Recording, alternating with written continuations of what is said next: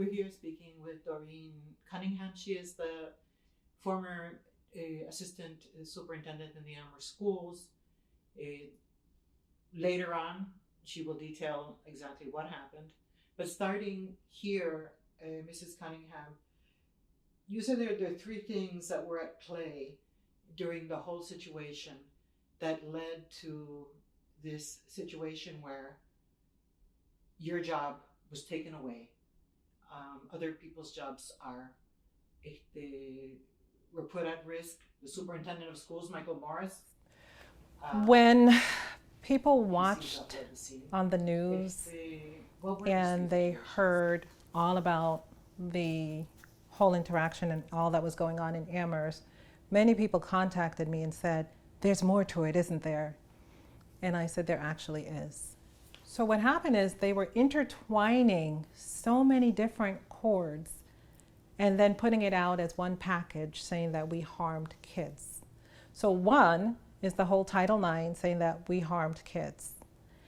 The second one was that the union also came out and said at the same time, "Oh, we did a vote of no confidence against Doreen Cunningham and Mike Morris, and we want Doreen to resign, but we want Mike Morris to just be investigated." So that's the second thing, the union and their vote of no confidence. And that's a whole story in and of itself that really needs to be explored. And then the third thing that I want to make sure people understand is the typical thing that happens in Amherst is racism. Well, Amherst, everywhere, but Amherst thinks it doesn't. That's the difference. Right, it does happen everywhere. And in this particular case, I'm just talking about this particular case, included racism. And Amherst is known for a lot of the racism that has taken place there. Matter of fact, my position was created on the heels of a tumultuous situation where they were sued by a former teacher, and that teacher won a settlement, right? I'm not going to go into exactly the name of the teacher or the situation, but just know that a teacher said that some racist incidents were happening, and Amherst settled with that individual. So Amherst is known for a lot of racism. Now, what I want to also state here is that although I'm sitting here talking to you, and in this video I'm sharing some pieces, and in the other video I shared a lot more, there will be people who'll say, "Oh, look at that, another black person pulling the race card or sharing the race card." And people are going to believe what they want to believe. I'm not just throwing out the race card saying, "Oh, it's because they're racist why this has happened." I was very qualified for my position, very qualified. I had degrees from accredited universities, St. Joseph, UConn, Sacred Heart, all of those places. And I received up to the level of my Certificate of Advanced Graduate Studies, my CAGS. So I have a degree in education, regular and special ed. I have a degree my master's is in bilingual education, curriculum and instruction. And then my CAGS is in leadership, educational leadership. And as I mentioned in a previous video, matter of fact, my first video that I ever did when I was in the district, I was watching it again the other day, and it was where Mike Morris introduced me as the assistant superintendent and introduced the then food service worker or director.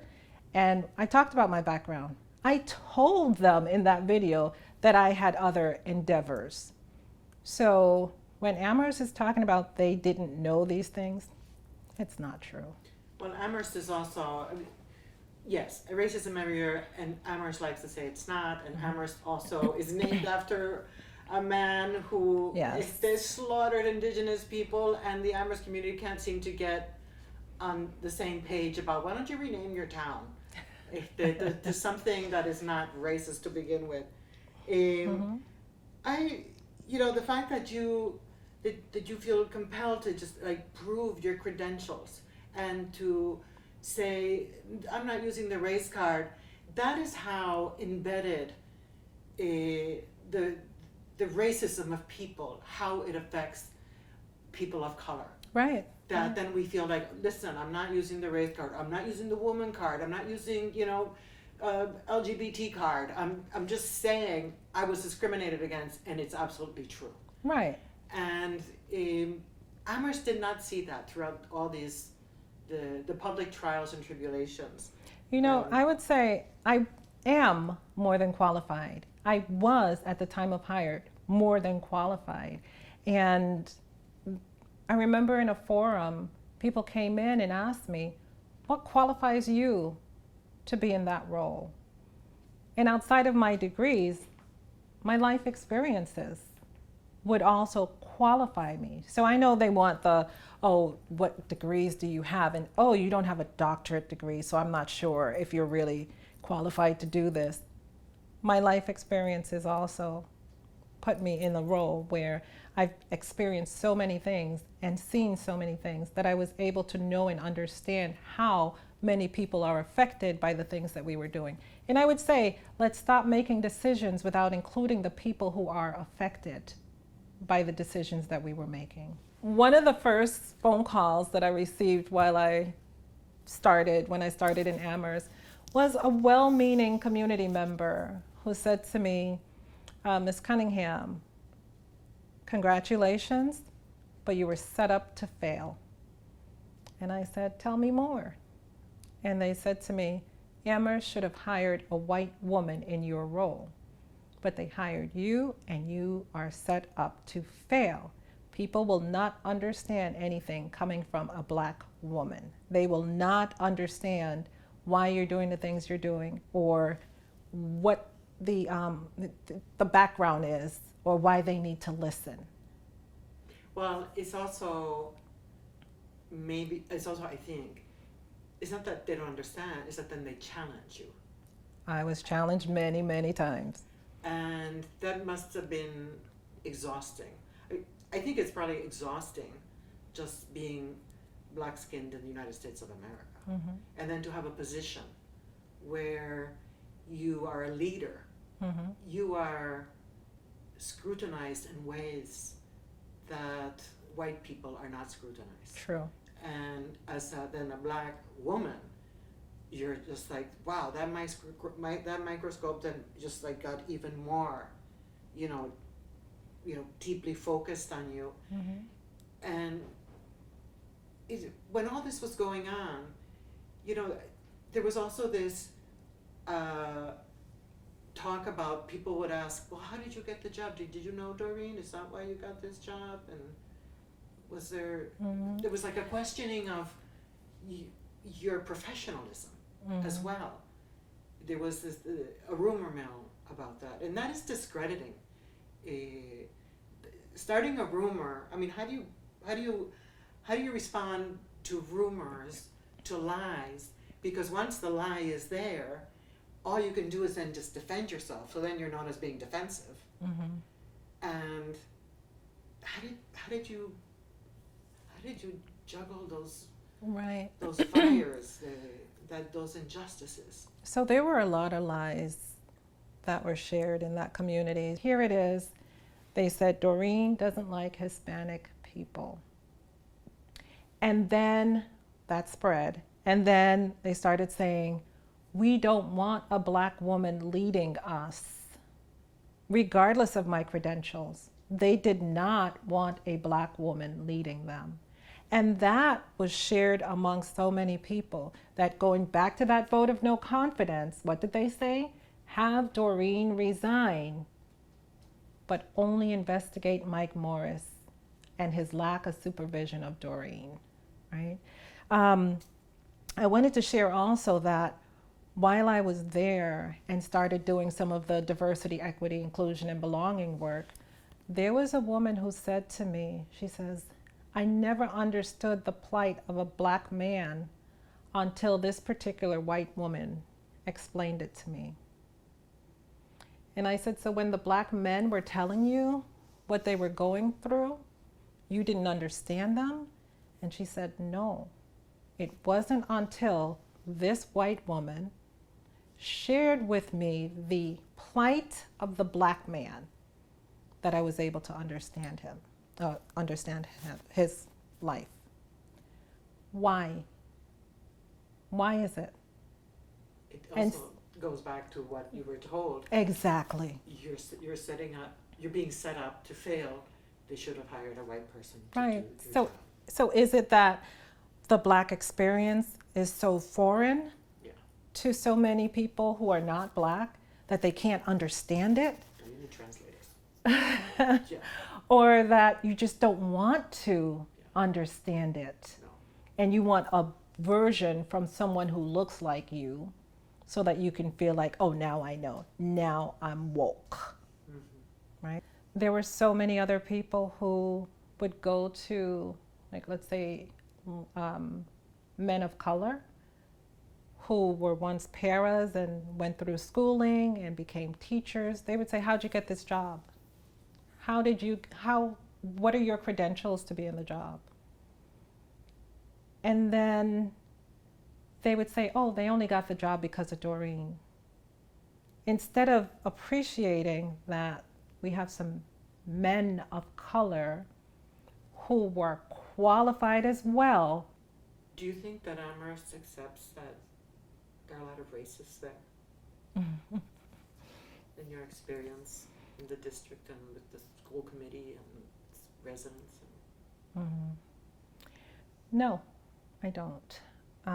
In a recent school committee meeting, and I read the newspaper, that's how I saw that. Someone sent me the article because I don't watch their meeting. But in a recent article summarizing the school committee meeting, one of the school committee members said, oh, I can't believe that there's racism still taking place after all these years in Amherst. Not quoting them.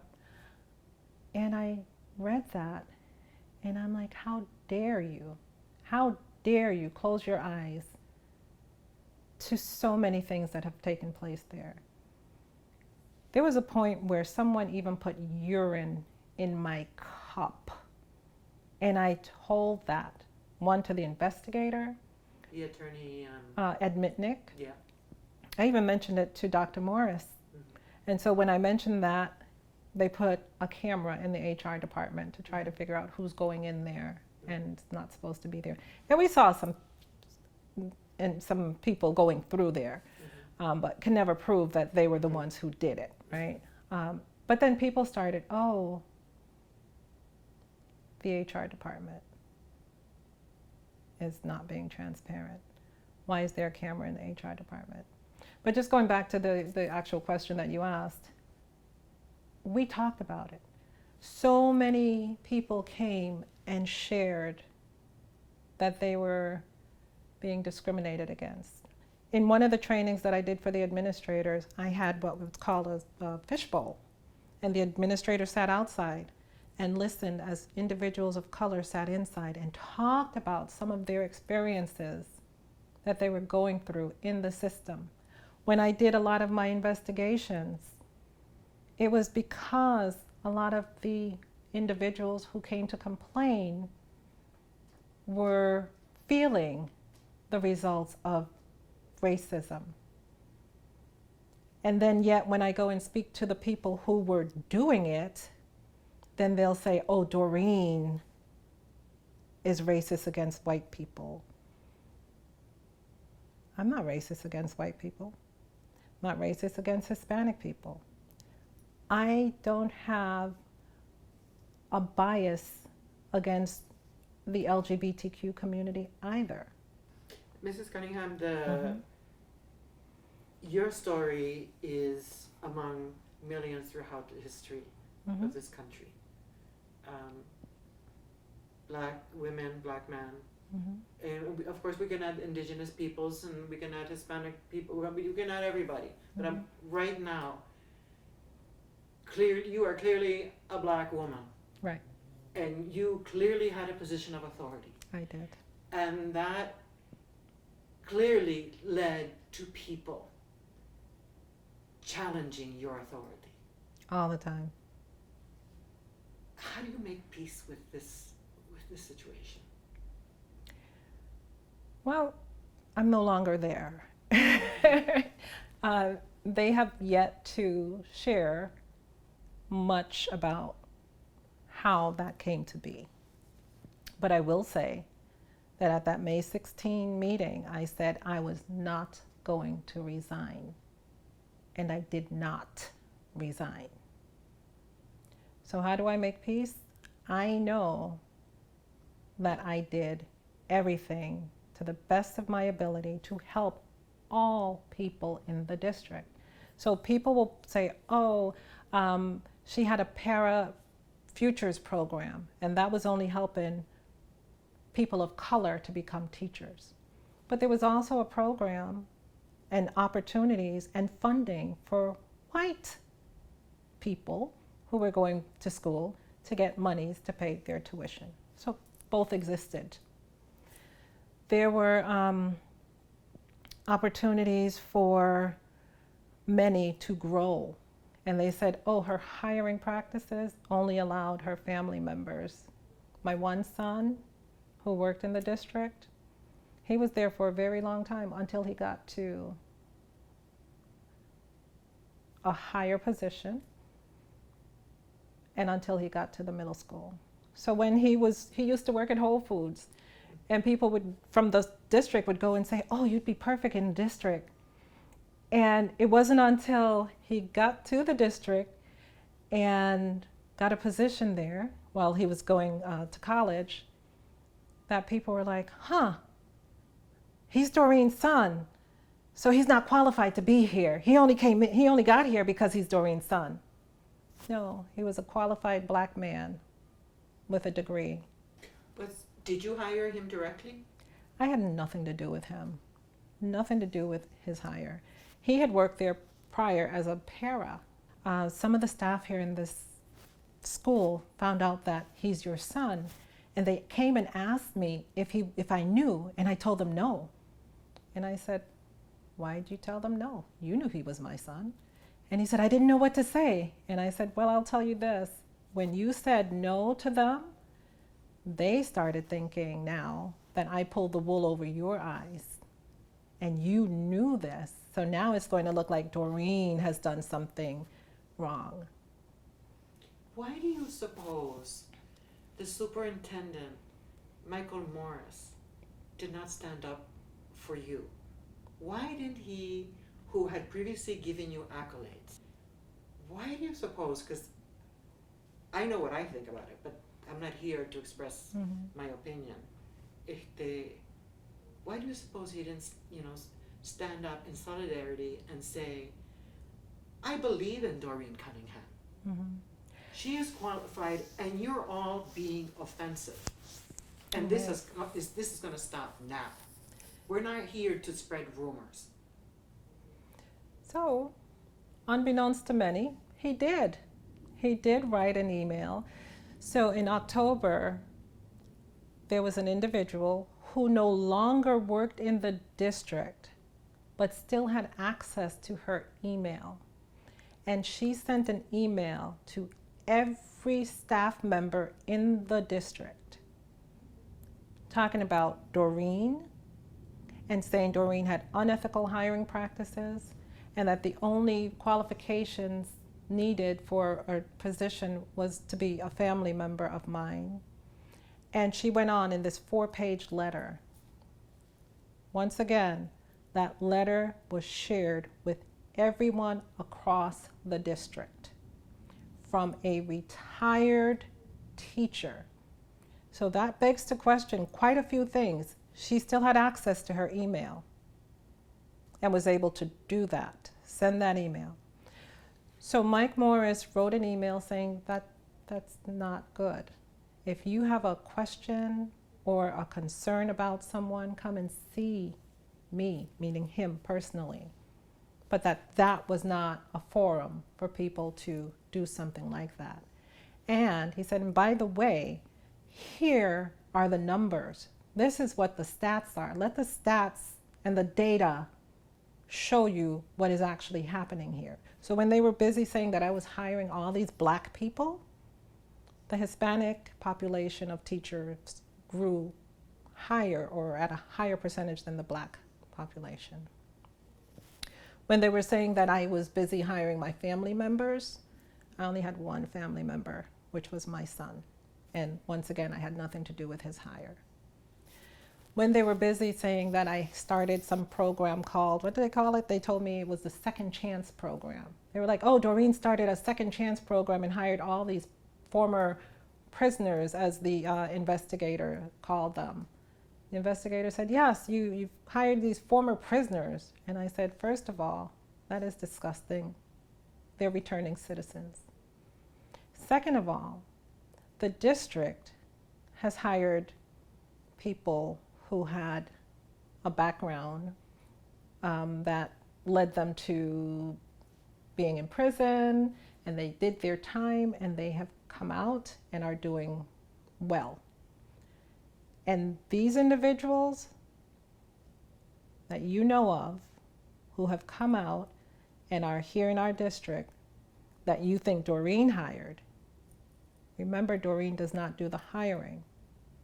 When someone applies to a position, the principal is the one who hires. The superintendent confirms the hire. White people had also been in prison and came out, applied to the district, and got hired. Or while they were there, maybe they had a DUI and were still there in the district, right? But people wanted to put these things on me.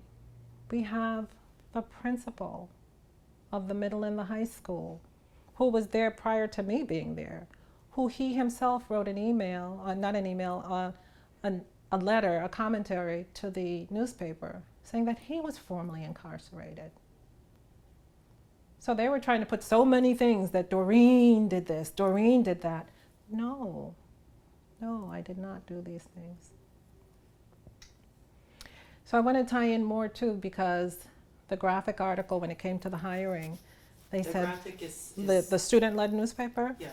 Right, so they, in their June of 2023 article, you know, the one that in the later edition of this video, it talks about my businesses. It also said that because of Doreen, once again, not word for word, but because of Doreen, there are 31.5 fewer white teachers or educators in the district. Tell me,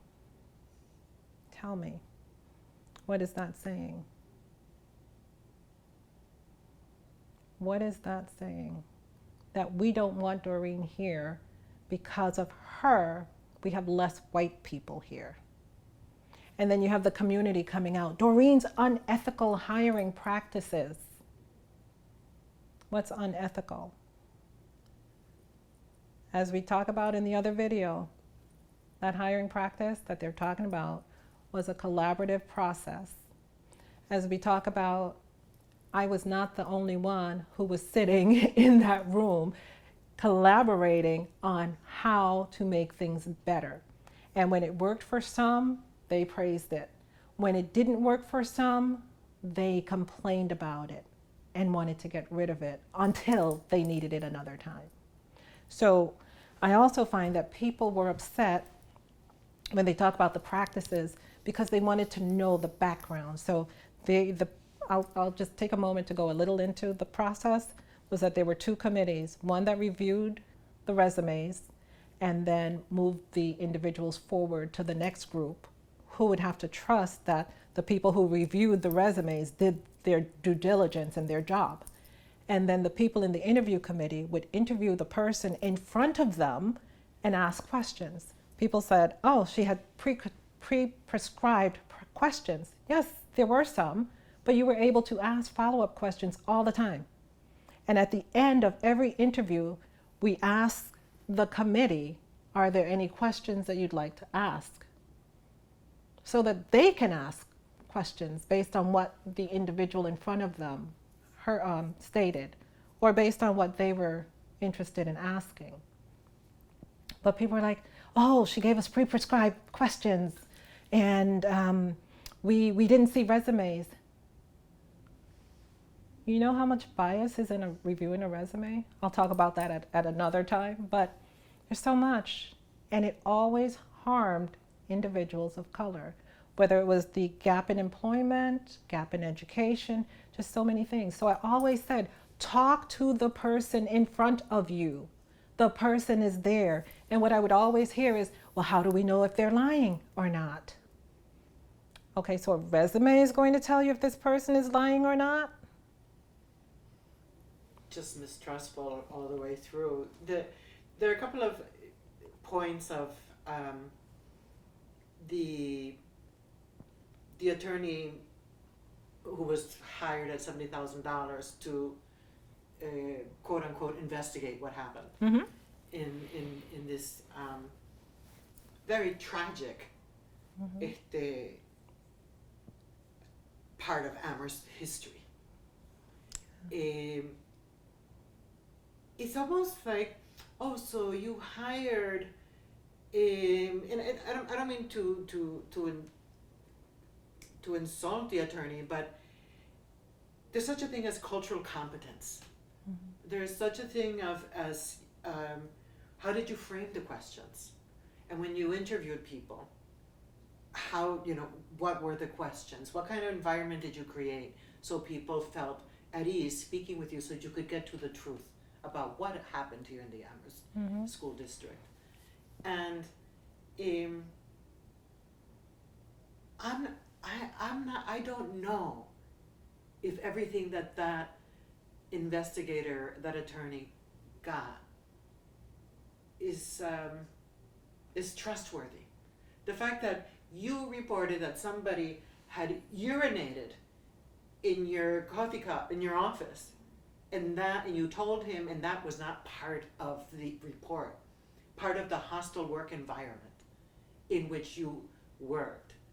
To me, I don't even know what to say about that. I guess I would ask him, why didn't you not include that? You included allegations of all sorts of misconduct by other people, unsubstantiated. Why not this? And so I don't know. I don't know. I we can't get told into him other so people's many lives. things. Yeah. Told him so many things that had occurred to me. And I know prior to even telling him this, I sent him a list of people to say, speak to them. And in one part, he said he wasn't interested in character witnesses or in speaking to people who were no longer in the district. But he spoke, if you look at the report, he spoke to people who are no longer in the district to find something against me. And once again, he said his charge was to find something against me. So he was not going to share my side of the story as far as having urine, pee, biological warfare basically in my cup, right? And also what I found interesting is when the attorney wrote the final report, he found people credible because they corroborated their own story. I'm not an attorney, but my eyebrows were raised as to people are credible when they repeat the same lie? Mrs. Cunningham, as we close part one, unless you have something else you want to say, as we conclude part one, what do you want the people of Amherst to know about you that you haven't already said so many times with papers and resumes and degrees and actions, for those who may not fully have understood how they participated in creating this? A lot of this was started on rumors. One person's feelings may have gotten hurt, and then they went and shared. Because once again, that 4-page letter by that retired teacher, when she also went to the school committee, she says, I'm sharing information that was shared with me. And then people started coming out after Mike Morris came back from his leave. They started coming out and saying, oh, how is it that this white man was treated differently than the black woman?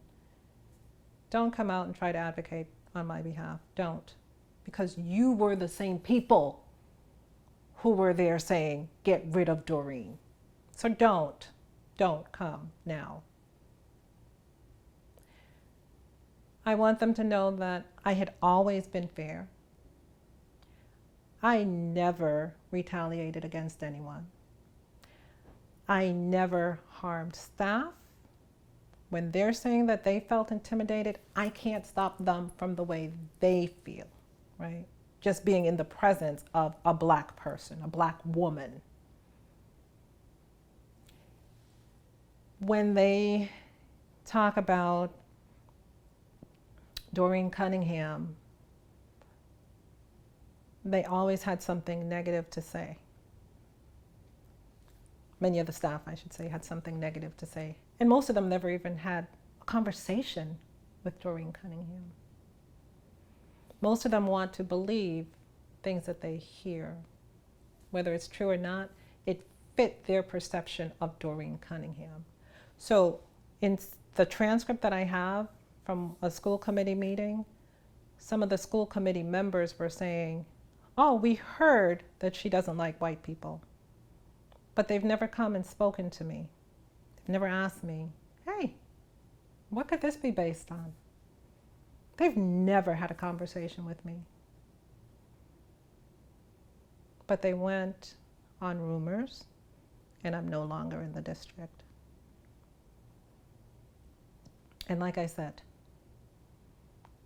I had said it at the May 16th meeting that I was not going to resign, and I did not resign.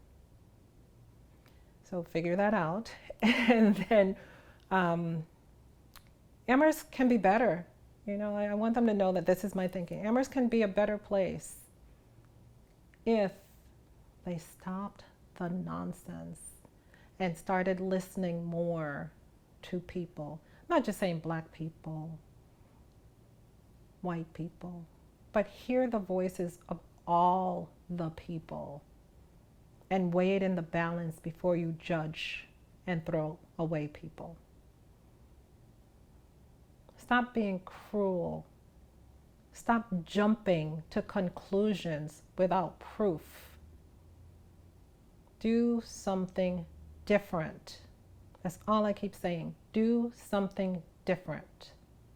Because you keep doing the same and you've been harming so many people. Stop it.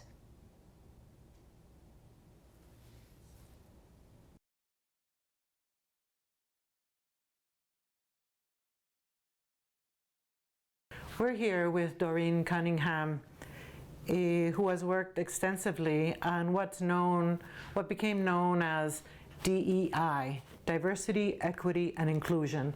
She was the Deputy Superintendent at the Amherst Schools. About midway last year in 2023, it blew up. Can you please tell us in your own words what happened? Right, so first I'd like to thank you for having me come on today to speak and share my views of what happened. And also to say that, if any child was harmed, I really hope that things can get better for them while they're there in that district. But to just also say that no child was harmed by me, right? I did nothing, I didn't work with children. So this whole thing, as you call it, blowing up, was also a surprise to me. In 2017, I was hired by the district as the Assistant Superintendent of Diversity, Equity, and Human Resources. And my task, or one of my tasks, was to increase the diversity of the staff until it mirrored the diversity of the students. So at the time, I believe the diversity of the staff was about 16%.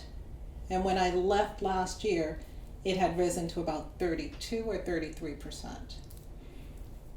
So over time, I'll say that we had a good run. We had a lot of good things happen in Amherst. We did do things to help all staff feel safe.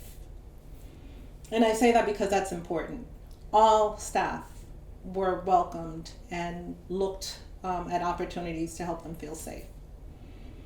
Now, we had a hiring situation back in 2018 where we were looking to hire a middle school principal. And that hiring went south. What also happened at that time was once I came in, I had started doing an audit of licenses. And there were people who were working in roles that DESE has a license for. DESE is? The Department of Elementary and Secondary Ed has a license for and would require that person to hold a license in. So when I did some audits, I found that there were a lot of people who were working in those roles that did not have licenses. For example, there were people working in the role of assistant principal or principal that did not have a license. And so I said, we need to get you licensed. And here's a plan on how, and here is a person who can help you with that. Many people decided they were not going to do the work, and therefore they no longer could hold that role. Some who there were positions for went back to like a teacher position. So you had some assistant principals who went back to a teacher role. So needless to say, in that community, lots of people were upset about it. As time went on, or as a result of that taking place, and the search for a new school leader for the middle school, there were things that were happening where people were like, the hiring process needs to be looked at a lot better than where we were at then. So we had some members from the community, members from the schools, and administration that came and collaborated on what we now use as our hiring practice or our hiring process. Now, mind you, before I do anything, I always send out the call to invite people to come in and join. So anyone would have been able to join in the process of revamping the hiring process. There were people who didn't want that to happen. So there were emails sent that they didn't know that I knew about, especially from like an English teacher who mentioned, let's log jam Doreen's process. Oh dear. This way, when they do that, they can say it was a bad process, right? That they wouldn't give it credence, right? So, Why do you think, I mean, it's hard to put yourself in the mind of somebody else, but why do you think somebody wanted to get in the way of you doing the good work that you were hired to do? As you said, I can't get into the mind of another individual. And lots of times we like the status quo. Yeah. Lots of people like things as they are, and lots of people benefited from the way things were. Right. So that could be a possibility as to why they didn't want change. And change is hard. I know that. Change is very hard. So, liking the way things were was okay for some, but it harmed and didn't allow others to enter into spaces.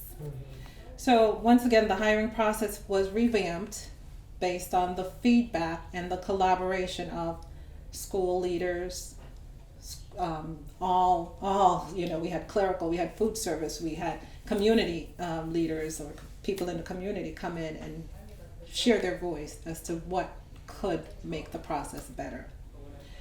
Either way, June of 2018, I reported that to the school committee, gave them the list of all the people who were on this committee who helped with this task. So if you go back to the school committee meetings in 2018, I believe it was May or June of 2018, you'll see who was part of the hiring process. This is the process that they're calling Doreen's process, right? But I'll just share that. Anyway. There were a lot of people involved. There were a lot of It's not like you came in like, what is it, like bulldozed these new ideas. The community, and you worked together on this. The community and I worked together on that, yes.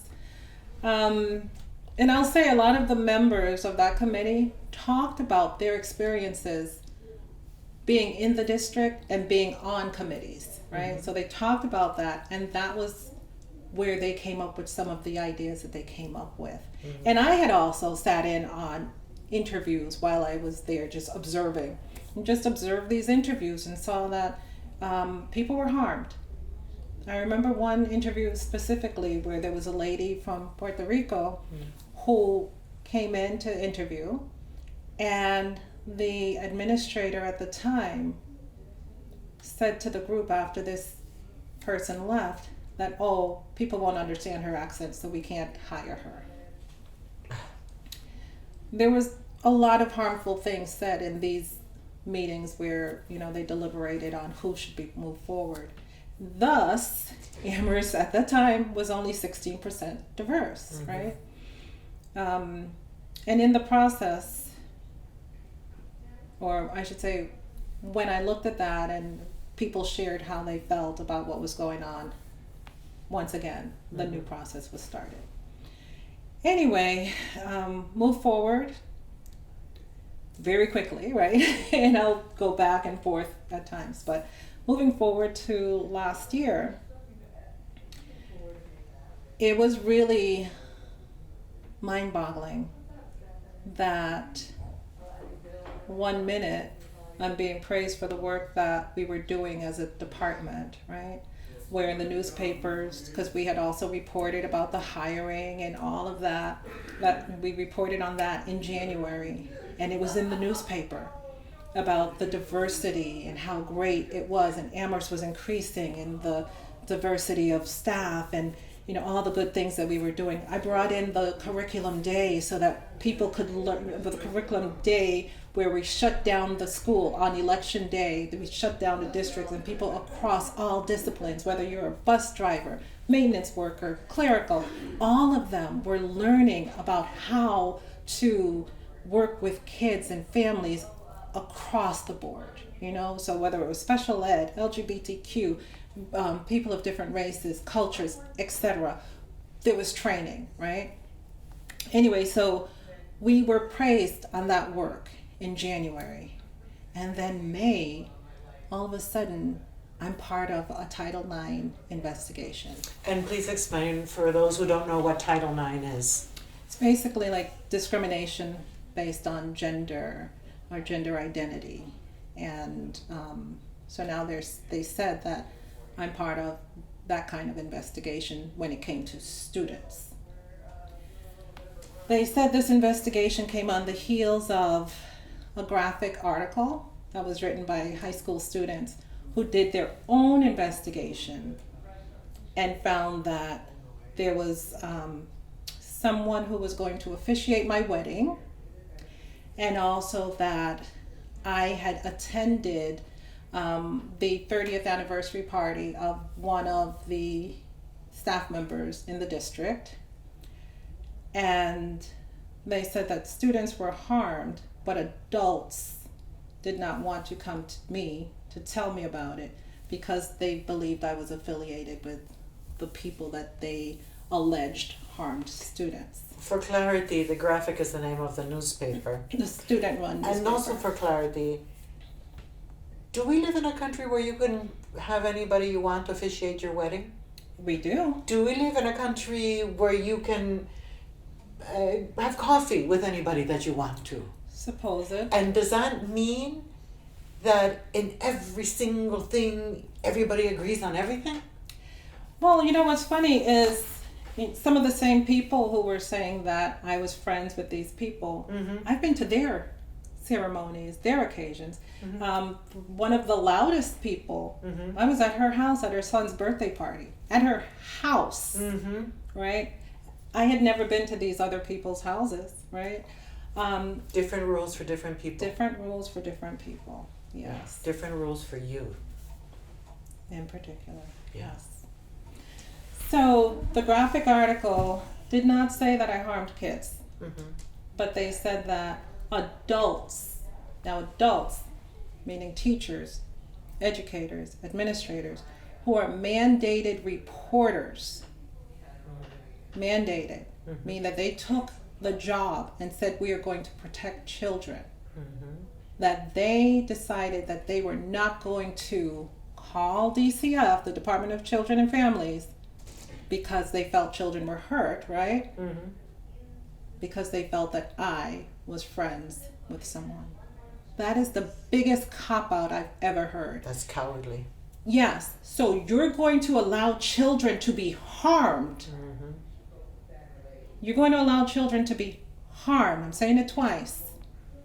Because you feared that I was friends with the person you wanted to complain about. And mind you, those reports that they would have made to the Department of Children and Families are anonymous. Amherst is so woke and cowardly.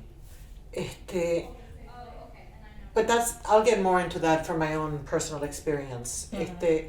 Going back to your experience, Mm-hmm. how in the world did some turn adults against you and a couple of other people? And for those of you who have not read the report, which is online on the investigation that was carried out by a lawyer the school Mm-hmm. committee hired, there really weren't any findings that there was harm.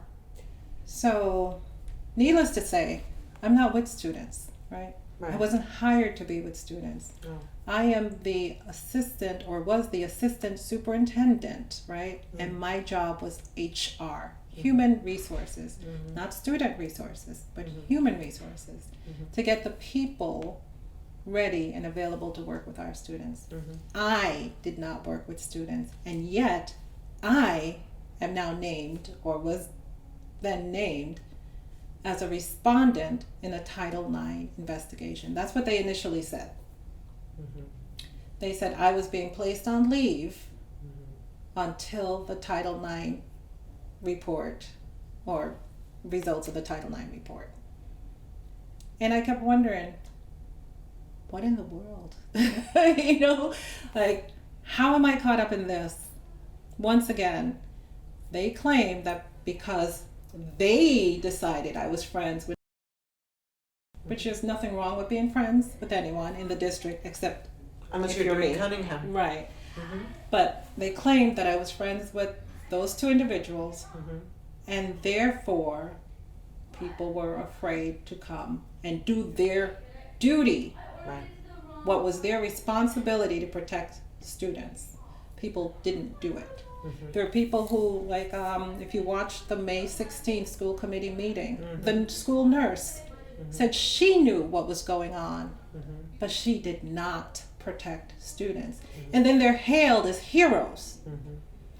They say they didn't want to share with me that there was something going on, and no one told me.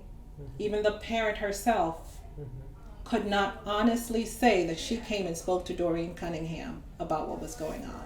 But she named all these other people that she spoke to about what was going on. And those people, except the superintendent, are still there in the district. The superintendent, Michael Morris, went on immediate medical leave when this blew up in the newspaper. He was gone. He did not show his face. He did not write letters of support for you or for anybody. He just left. He's now in the Westfield schools working in human resources. I find it curious that people lost their jobs on rumors. Doreen, how did that happen? Amherst, the flagship of the University of Massachusetts, where thousands of people are educators Right. and students who want to become educators. Thousands of people are just so intelligent. And yet, people lost their jobs on unsubstantiated, harmful allegations. Mm-hmm. So I can only tell you certain things from the report because, once again, I didn't work with the students, right? And the district office is in a separate location, even though we're in the same building. Mhm. It's in a separate location from where the teaching occurs, right? Mhm. The teaching is in the middle school, the district office is in the middle school building. And when you walk in the district office door, my office was about 5 feet from Mhm. the entrance. So I would go from my door to the office Mhm. and I'm in there. Mhm. So I rarely was in the middle school building where all of this had occurred. Mm-hmm. But I'll say, based on what I read in the investigation, the report, and some of the emails, because a lot of these things, I'm not sure if people realize that they can public records request a lot of information if they want the truth. So in that report, there was an email from the parent. I'm just telling you what my understanding. There was an email from the parent, Maxine, to Marta Guevara, saying that something had happened. Marta Guevara is the director of family and whatever. But she's the one who parents can reach out to, because she also does the Title IX investigations for students. So the parent emailed Marta to say that something was going on in September or so. And Marta did not look into it. Then I guess the parent, according to the report, the parent reached out again, and Marta said, "Oh, did you want me to file or start an investigation on the guidance counselor?" And here it is, right? The parent said she did not want the investigation to be on the guidance counselor, because then it would seem like she was discriminating against this black woman, but that it was a systemic issue that she wanted investigated, and for things to be changed on behalf of the students. That's what I gathered from the email, right? So I'm not saying word for word what the email said, but that was my understanding of that email, and it's in the investigation report, and you can public records request it. So the investigation was started, right? Marta went to, or Dr. Guevara went to Dr. Morris, and Dr. Morris went to Ed Mitnick, who did the investigation. A few weeks later, I'm told that I'm being named as a respondent in the Title IX. And I said, that's odd, because I'm not around. Like I keep saying, I'm not around kids, hardly around the staff, right? And then weeks later, or shortly thereafter, the guidance counselors are placed on leave. And then, as you mentioned, Dr. Morris left, and abruptly, because I didn't even know that he was leaving. I just know I got the same email everybody else got to say that he was going to be gone. And I haven't heard from him since then, right? But mind you, I got the same email. He went on leave. And then on the 19th of May, I was placed on leave.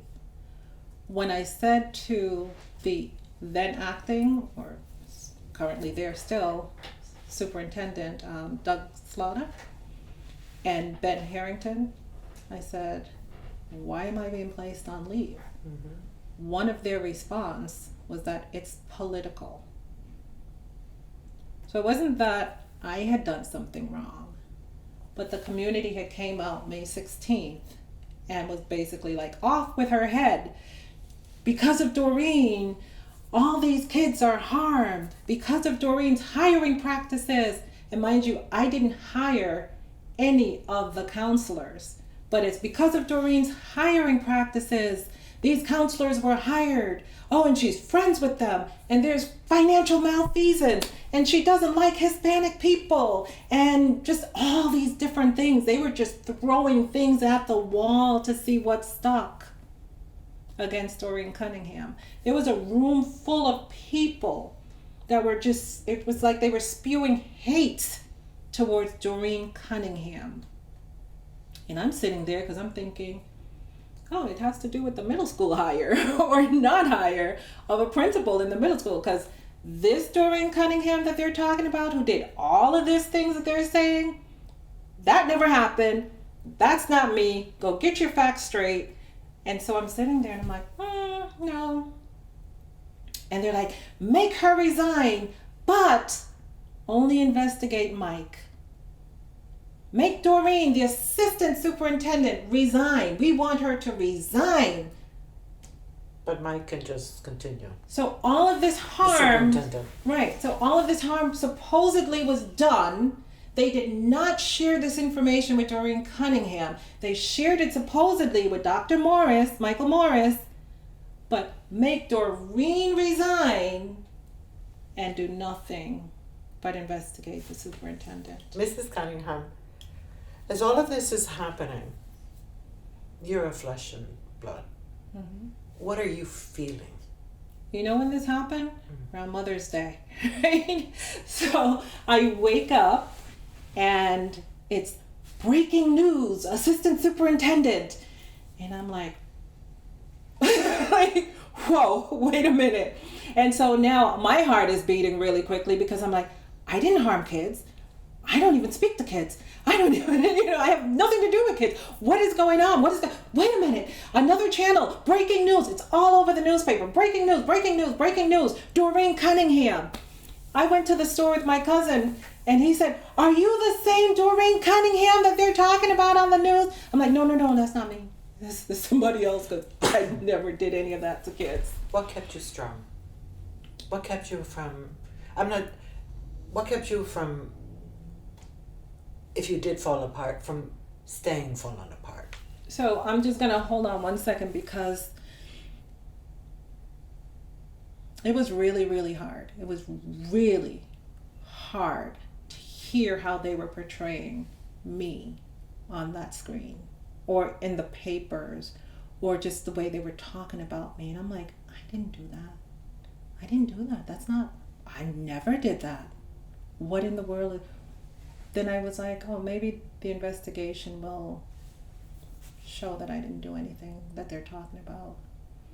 And then I had curled up in a ball one day on my couch. And I was like, people were saying, hey, you're strong. But as you started, I'm human. This hurts.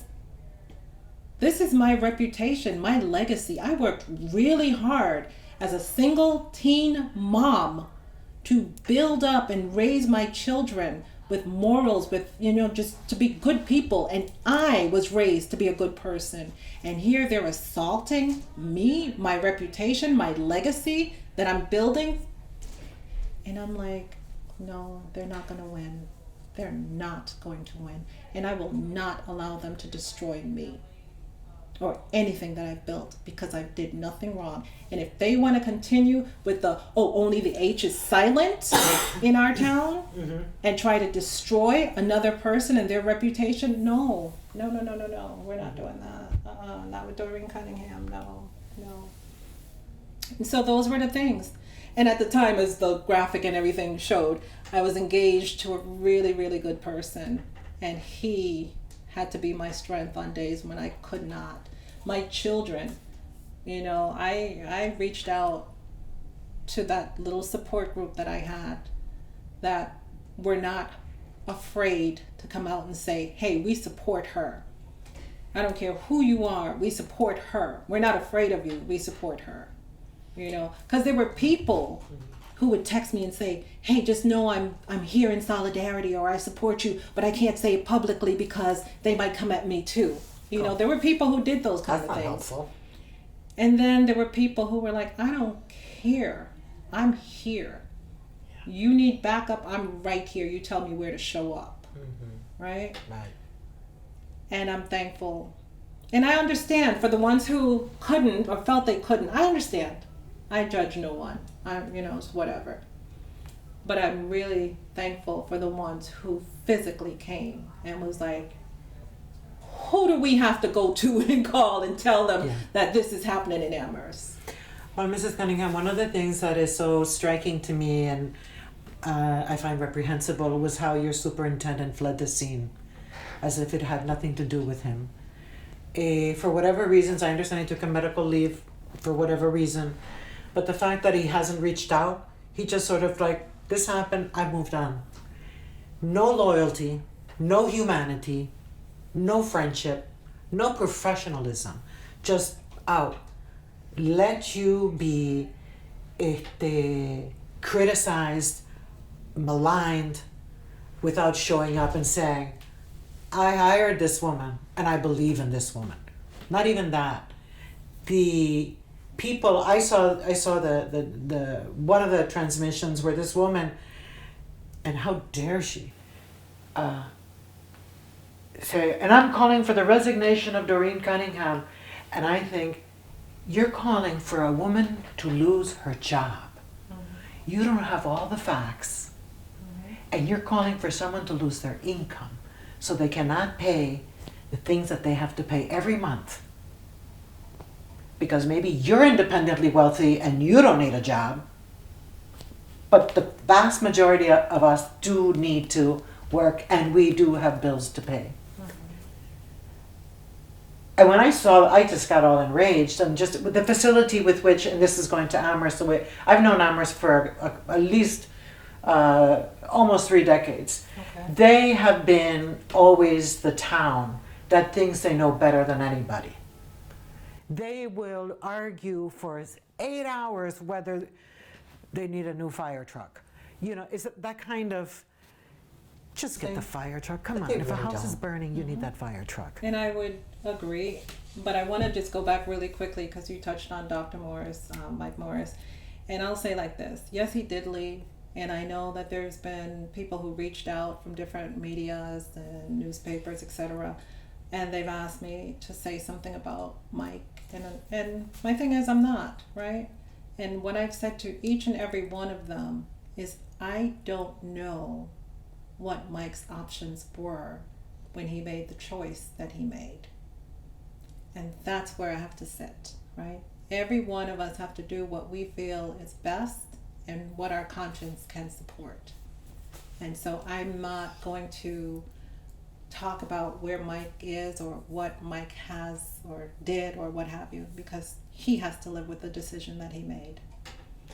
To be clear, I wasn't asking for any comment, but I have to say to you, you're so compassionate. I wish I were like you. I have a very short fuse when it comes to these kind of things. It's like, who's going to show up? Who's in solidarity with me? Really in solidarity with me? Who has the courage to show up? And the other thing that I think about is there were some people who legitimately thought that kids were hurt. And they came out legitimately to say something because they thought kids were hurt, right?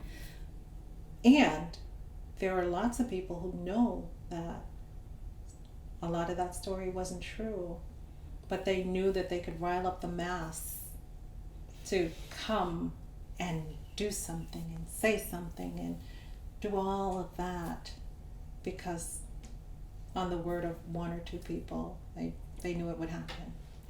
Your name is dragged through. It really was.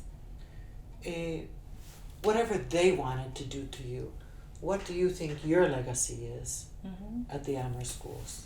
Well, I'll say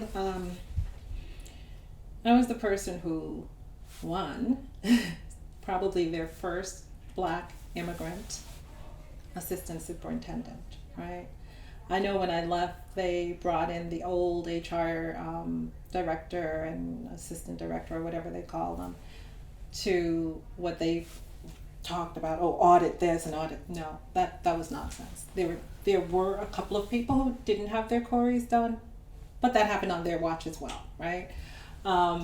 They brought in so many people, right, into the HR office to do the work that they had me one doing. So my HR office had, and I'm going to say their names, Damani, Carol, Jennifer, and me. And we had a lot that we were doing. We had people who kept saying, oh, HR isn't transparent. Oh, don't trust HR. These people were saying that about a department that were all people of color. And they didn't have a basis, right, to make those accusations. They said, oh, the HR department, they worked from home so that they could work for Doreen's business, Another Lens. And it was, no, they worked from home because the superintendent told them that they should work from home. And funny enough, like I said, my HR department are all people of color. At the time, now Doug Slaughter, the current interim superintendent, in his office, there's a woman who only comes in 2 days per month to work. But they're so busy looking at Doreen's department and they don't seem to care about what's going on in other departments. And it's like, let's point the finger at her department so that no one sees what's happening here. What's that, smokes and mirrors or whatever? Yeah. Right. So let's keep pointing at HR. HR has done nothing but help the people there. Help the people. And people who want to say they've been harmed by HR, think about what you've done to the students or other staff members while you're not there, right? So everybody, if you read the report as well, there were people who said, oh, after I did this to Doreen, she said something about me and said that I was racist. Note the words, after, right? Doreen never went to the people and said, hey, you racist person. No, I was hired to teach them about race and racism and things like that. And when they did something, whether it was to me, to their colleagues, to children, I'm like, hey, don't do that. That's not cool. Here's a book. The investigator talked about when I talked about white fragility, I offered the book to the group of people because they were doing things that the book had mentioned, right? But they won't say that.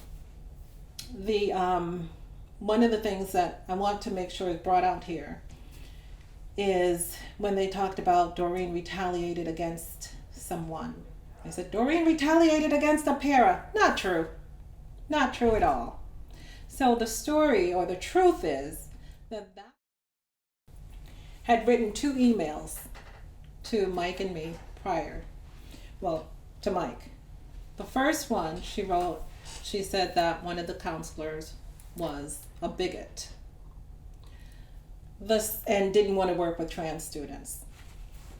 So when Mike forwarded that email to me, which he did, I sent it to Kathy Mazur for her to investigate because I knew that there was the perception that the guidance counselor and I were friends, and when there are perceptions of me having a relationship or friendship with someone, I usually farm that kind of investigation out so that they can't say, oh, she was Doreen's friend, so that's why the finding is, or that's why the finding isn't, or, all the different things. Who's Kathy Mazur? She was the HR director before I was there. Okay. And a lot of times I would ask her to do a lot of our investigations. Anyway, so when that email came, I sent it to Kathy Mazur for her to investigate. And the investigator reported that Kathy did investigate. Now, he said she didn't do an adequate job, but I want to pause that part to say people were like, oh, she didn't want to investigate her friends, or because they were her friends, she didn't investigate them. But here, you can't have it both ways. Either I sent the situation out for Kathy to investigate, and Kathy investigated it, or because they were my friends, I did not have an investigation done. Like, they're saying 2 things. They're talking out of both sides of their mouth. But the problem is they're talking and they don't know what they're talking about. But anyway, so she sent that email. I sent the investigation to Kathy. She also sent an email saying how the kids were and things were crazy at the middle school and she was afraid, and then she resigned. So in September of last year, she wanted to come back, and I said, okay, come meet with me. And they said, she came in, and I said, listen, you want to come back to the district. The middle school isn't the only place that have a para position open. I'm HR, right? So I'm doing this. I said, there are para positions open at the high school and at some of the elementary schools. You don't have to come back here because remember, you wrote that email saying that you didn't feel safe here. Would you like to go somewhere else? She said no, she wanted to stay at the middle school. I said, okay. The other thing is you also sent an email saying that this individual was a bigot and didn't want to work with these students. I said, you would be coming back to the middle school and that particular person is still here. I can have a mediation between you and that person if you'd like. I can do some kind of restorative work, whatever you need to make sure that you feel comfortable, because I'm sure at some point in time, the both of you will be in the same spaces, and I want you to feel comfortable coming back here knowing that the other party is here. And she said to me, no, she was fine, and that she should not have pressed send, right? When she pressed send on that email, and she felt really bad about sending that email. And I said, oh, well, what do you do when you feel bad about something, you know? And she says, oh, you apologize. And I said, okay, do you want to apologize? And she was like, yeah, I shouldn't have done that. I really should apologize. And I said, I can call a person since you're here and feel this way, or you can do it on your own time, whichever, you know, you can, whatever. I can facilitate that happening so that you can feel comfortable knowing when you step out the door that everything is going to be okay. And I said, would you like me to call her? And she said, yes. So the off the desk phone, because I know in the report it says my cell phone, my personal cell phone with my banking information, my pictures, my passwords, all of that, they said I gave to her. No. I called using my desk phone, just dial the number, put it on speaker, and I said, hey, can you tell what you are doing for the LGBTQ population? And that person rattled off all the things that she was doing to support those students. And the person, you know, they talked. And when they hung up, I was like, are you okay being in the spaces with her? And she said, yeah. I said, okay, well, I'll just let everybody know that you're going to return to the middle school and you'll, you know, effective whenever you're ready. So with that though, they said, oh, the report says, oh, any reasonable person would feel like their job, they wouldn't be able to return to work unless they apologize. No, that's not so. And I told the investigator this. I said, no, we would have had some restorative work done. We would have had mediation, something to make sure that she felt comfortable returning. People who know me in the district, now mind you, this is the same district that when they had an issue with the school committee and the staff returning to work, they asked me to facilitate a conversation between the school committee and between the union. Okay? I didn't go out there and say, hey, I can do this. No, they asked me to do it because they knew that I was going to be fair. There were times where they came and said, we want to hire TOSAs, teachers on special assignment at the middle school, but we want Doreen to do the process because we know she's going to be fair. So when it suits them, they want Doreen to do the process. But when it doesn't suit them, Doreen is this evil monster. So anyway, that was where they said, I retaliated against someone. And that's where the investigator said, Doreen retaliated against this person because any reasonable person would believe that they wouldn't get their job back without that happening. And that wasn't true.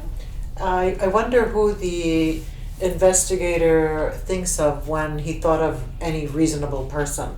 Because I can see, and I'm a reasonable person, I can see what you just said happening. And because that's what happened, right? It's, you know, everybody brings their a word I learned the other day, their own lenses to a situation. What are your next steps, Doreen, if you can talk about that? Well,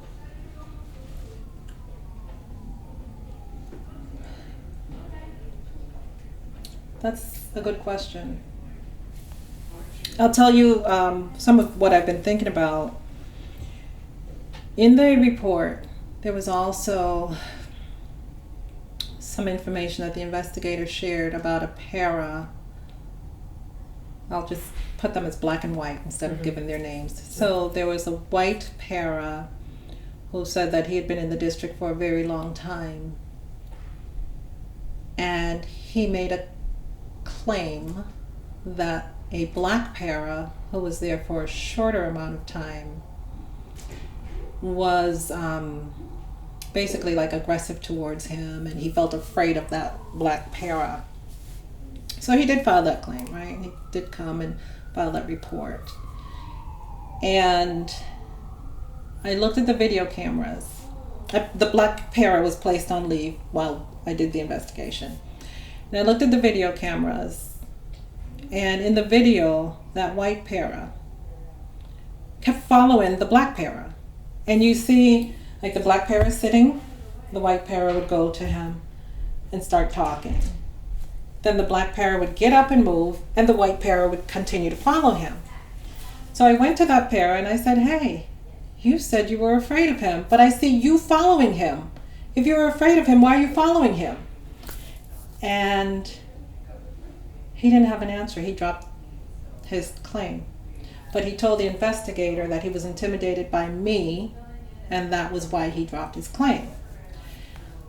Anyhow, the black para, when I went to him and I said, hey, you can return to work, he said, Ms. Cunningham, thank you for clearing me, but how do you restore my reputation? That hit me. That really hit me. I'm still thinking about it up to now, right? How do you restore a person's reputation? So to answer part of your question, when I went to Amherst, I had a good reputation, stellar reputation. I was Humans of Hartford. People knew of me like dropping off food, just doing all these things that good people are supposed to do, right? To help their neighbors, to help people. And then I came to Amherst, and out of whatever sinister things were going through people's minds, whatever hateful things were going through people's hearts, they wanted and they tried to tarnish my reputation. I want to know how Amherst is going to restore that, right? So that was what I was thinking for a long time, like Amherst needs to restore the reputation of Doreen Cunningham, because they know that Doreen Cunningham did nothing wrong. The investigator told me that he was told to find something. They paid this person over $70,000 to find out who I go to church with, who I'm friends with, right? Amherst needs to do something different. They need to restore Doreen Cunningham's reputation. As for me, I'm going to continue to do right by people, continue to be the person that I am, and do the work that I do. And that's where I sit. Like, I did not harm kids. I sleep at night because I know I didn't harm kids. Now, like I said, for those who came out believing that that may have been true and truly felt that they were advocating for kids, kudos for advocating, but find out the truth before you try to harm somebody's life, their reputation, take away their livelihood. The same graphic newspaper turned around the next month and wrote, oh, Doreen has all these businesses, or have her name on these businesses. Why? What was the point? Was it so that they could have people no longer patronize my businesses? Were they continuing with their malicious acts against Doreen Cunningham? Like, what was the point in that? They knew, that teacher who supervised that classroom, she knew I didn't do anything wrong. She knew it. And I know that she knows. Because, you know, those grapevine conversations? I know that she knew, like, one of the school committee members' child had a part to play in that. So that school committee member should have recused himself from being part of anything when it came to the Title IX. They also had school committee members have a meeting back in October to look at the character and such of Doreen Cunningham. And I'm thinking, these people are going to judge my character and share information and make decisions about my employment there in the district.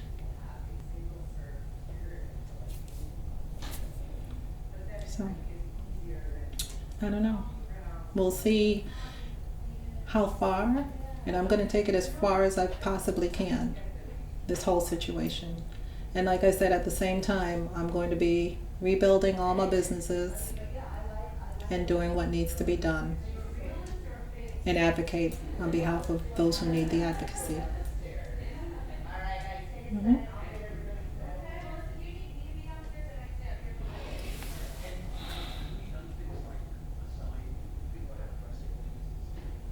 Thank you, Mrs. Cunningham. Thank you for having me.